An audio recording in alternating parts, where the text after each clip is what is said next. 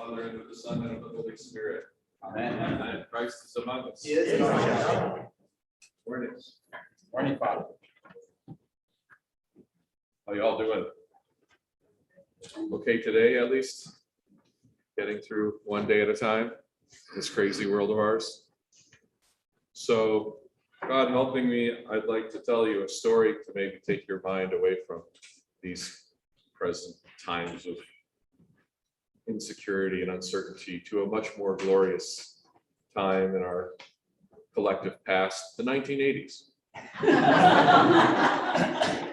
But it actually starts kind of on a sad note, because it was on a day like this, I believe it was in October, if my memory serves me correctly, 1987. I was a newly minted 16-year-old, and it was one of the saddest days of my life. Because on that day, U2 was playing the Joshua Tree Tour in Detroit, and I didn't get tickets. That was devastating to me. And I stayed home and I listened to the radio, and they played a lot of U2, and I listened to my records. I tried to make the best of it.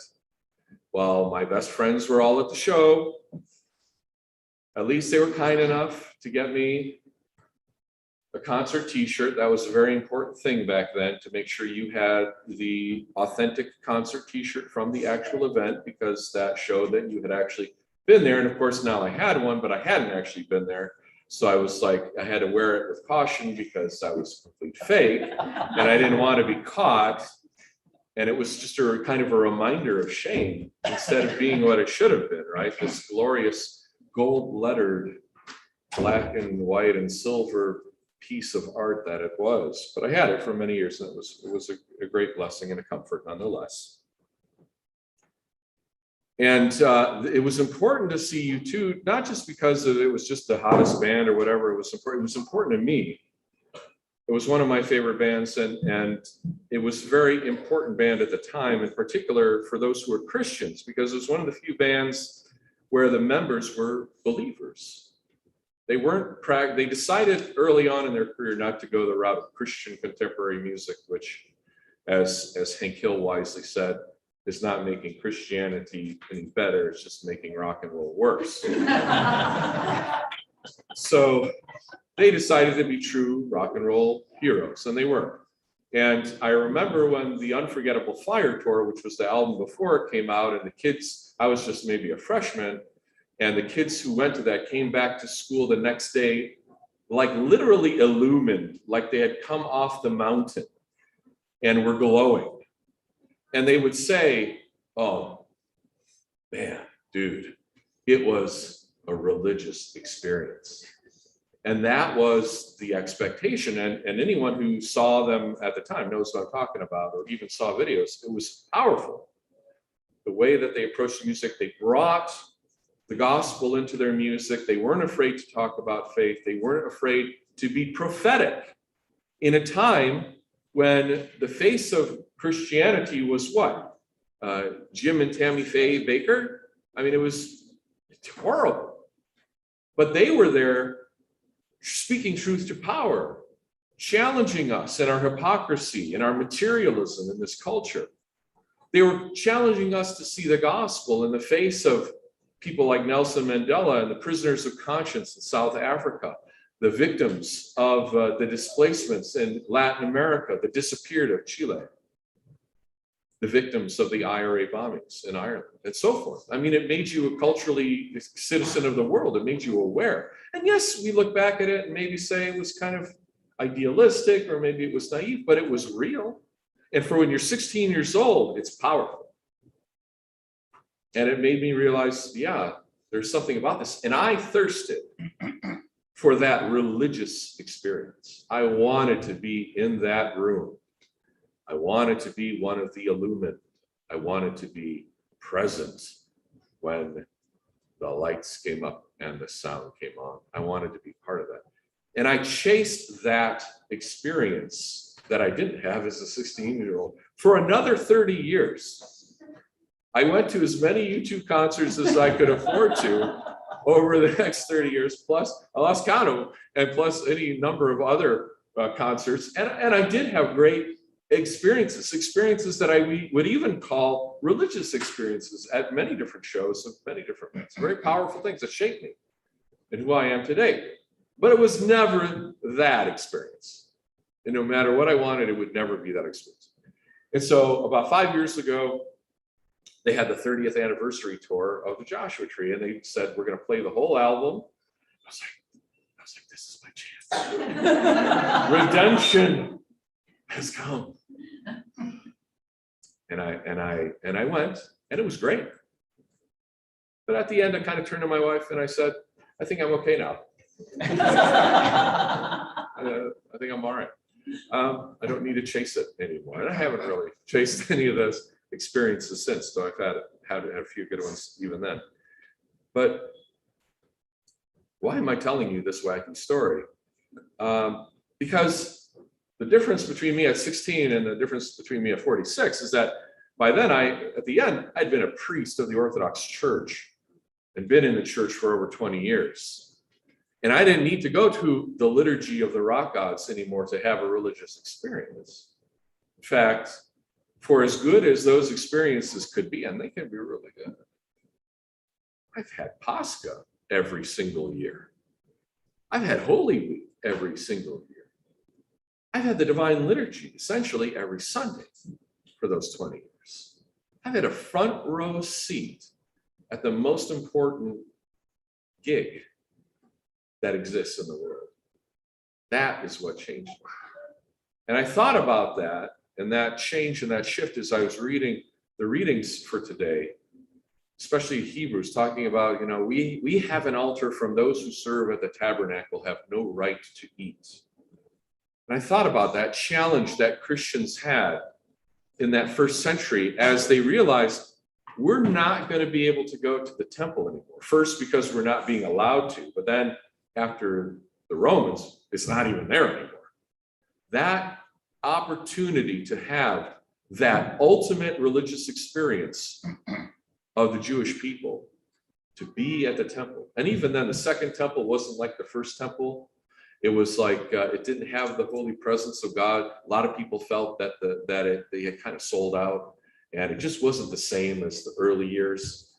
Sounds like a rock band. The second temple wasn't as holy as the first temple. And Herod's temple was even maybe less. It was kind of really commercialized. Jesus came in there and yelled at everybody. What are you doing? You made this place a mercantile house, a house of merchants. But still there was a longing to know God. And if you were a Jew from the first century and earlier, you had to be like it was going to a rock show. Because this is now for the history lesson for the kids. Nowadays, if you want to see a rock band, all you have to do is get onto the internet and have a credit card and type it in. You can buy tickets for like a show anywhere in the world and get pretty good seats, actually, if you're on the ball. You don't know how it was. When I was a boy, and those of you will know, we had to literally camp out for tickets. We would go and take our sleeping bag and a pillow or whatever and lay out in front of the box office or the Ticketmaster office before it was a website, it was the actual place. You had to go. And you'd have to sleep outside overnight, hope it wasn't cold, so that you could be as early in the line as possible so that when the doors open, you could rush in like a mad mob with your cash in hand, right? Because if you're 16, you didn't have a credit card. And hope that you got a good seat, because whatever they gave you is whatever you were going to get. There was no going back. There was no refreshing the page. You got stuck with whatever you got and you were happy. Kind of like, now I sound like a boy, right? So but that's what it was. And I had some great experiences camping out for tickets. That was part of the fun. It's a challenge, because if you got those good tickets, you felt like you really won the lotto.